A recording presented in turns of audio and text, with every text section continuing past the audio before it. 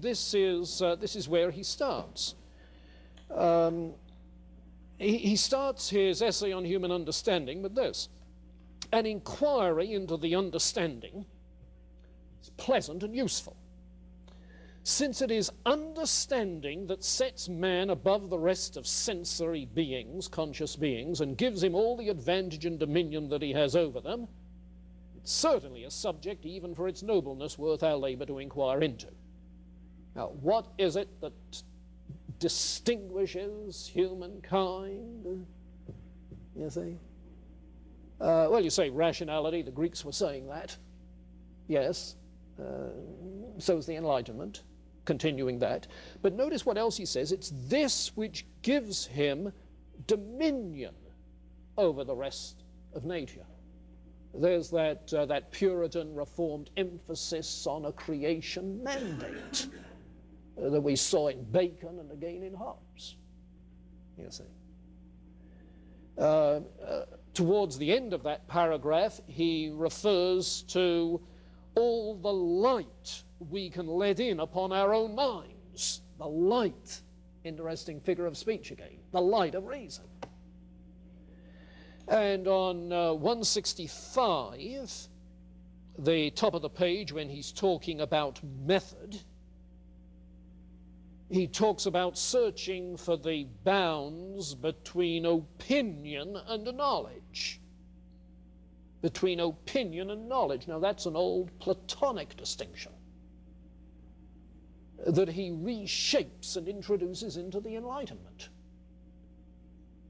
Knowledge has to be objective, has to be certain, has to be scientifically and logically guaranteed. Opinion, that's something different. And it's by means of this that he says we ought to regulate our assent and moderate our persuasions. You can control what you assent to. You can control your beliefs. You see? We're completely free to assent or dissent, to believe or not believe, in accordance with reason. You see? And then on 165 in the second column, he has a section labeled "What idea," the term idea in quotes, stands for. And you notice halfway through that paragraph, he remarks that it stands for whatever is the object of understanding when a man thinks. Okay, now what are you thinking about when you think? Ideas. Ideas. You see, this is Descartes' kind of starting point. What you have is the mind directly aware of its own ideas. Okay? That's the starting point. And as it was for Descartes, so it is for Locke. Granted, all we know is our ideas. The question is, can we infer anything further about external things like bodies, like other minds, like God? And these things outside of our own mind have to be demonstrated, have to be proven. You want scientific-like proofs for that. You see. Or if you can't get those proofs, then all that you have is not knowledge, but opinions, beliefs. You see. And when David Hume becomes skeptical, he therefore raises questions about knowledge of bodies, knowledge of other minds, knowledge of God, and knowledge even of one's own mind. So that Hume says that all we actually know is our own subjective ideas.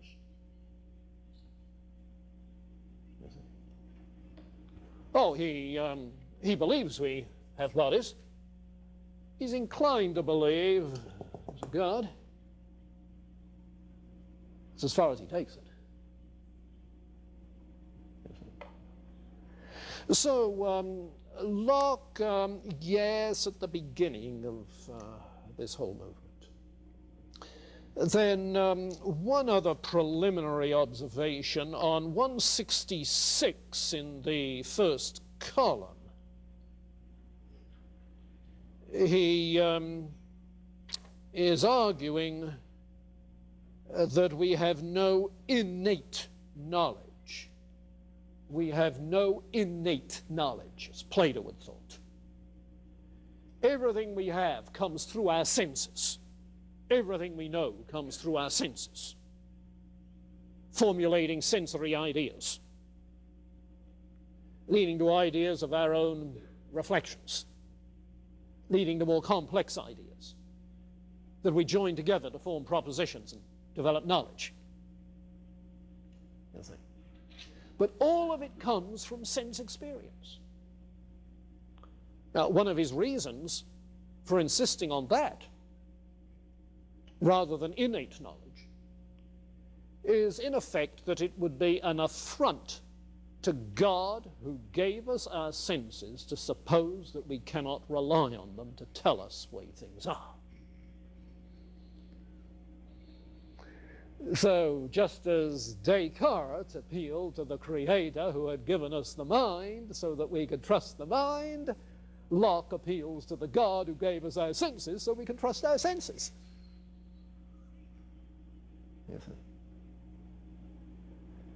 So that if the underlying assumption in Locke's empiricism is the trustworthiness of the senses, you see, he at least has an underlying theological justification for that.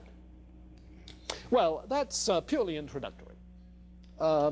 You see Locke as the beginning of the Enlightenment, and what he does in these pages really sets it up for Berkeley to make radical changes and for Hume to ditch the whole thing.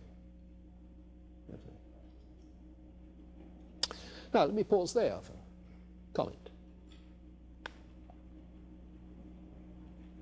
You were talking about Hume earlier. I guess you were mentioning on your diagram, you were saying that he was questioning several things. Did I understand you to say correctly that he understood, I mean, he agreed with the ideas in the middle, but he was crossing out his own mind, questioning his own mind? Yeah. How can you have ideas without a mind? Well, you remember Descartes tried to prove that he had a mind. I think I have ideas. Therefore I exist, a thinking thing. Now, to say I have a mind is to say I'm a thing. There is a thing there that thinks. Remember that Descartes' phrase was res cogitans, a thinking thing, where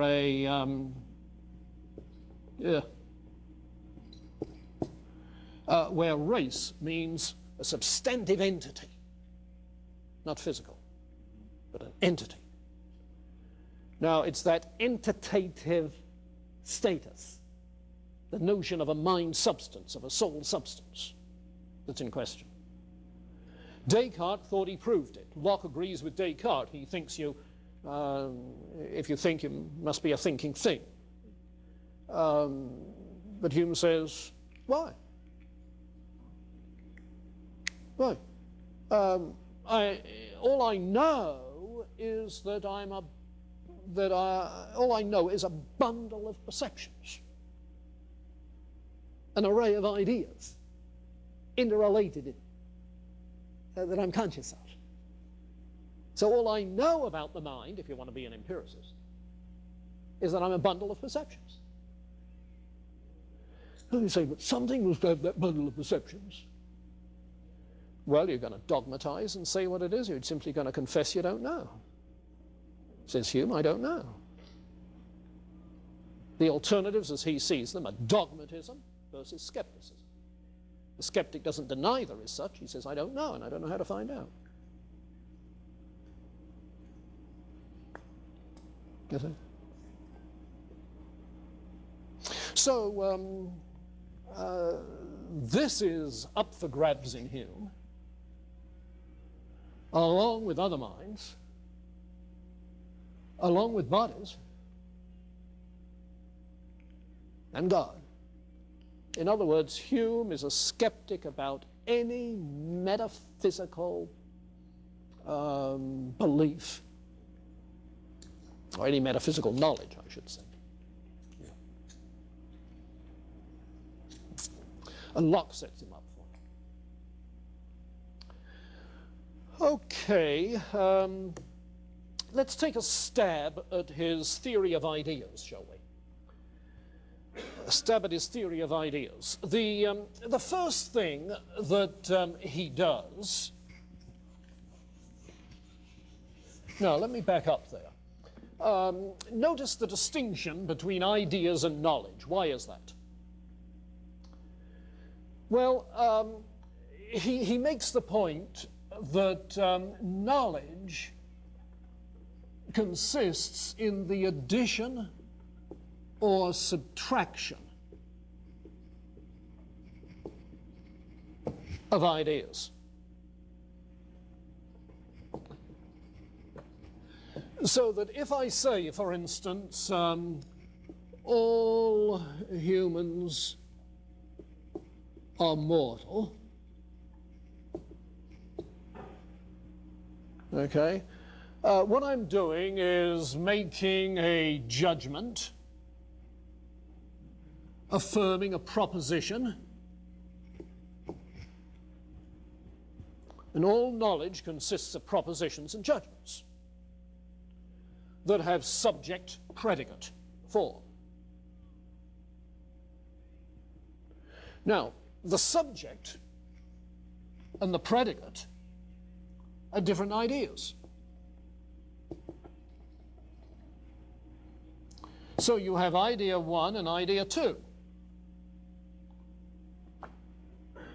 The idea of humans. Yes, it's a generalized idea. Okay? The idea of mortality, it's the idea of a certain contingent quality that there is to life. It's a qualitative idea. But obviously then we only have knowledge if we have ideas. Knowledge refers to the judgments you make about your ideas. So he has to start with a theory of ideas. Where do we get our ideas? The first question. And his response is twofold. First, there are no innate ideas. And second, all ideas originate with the senses.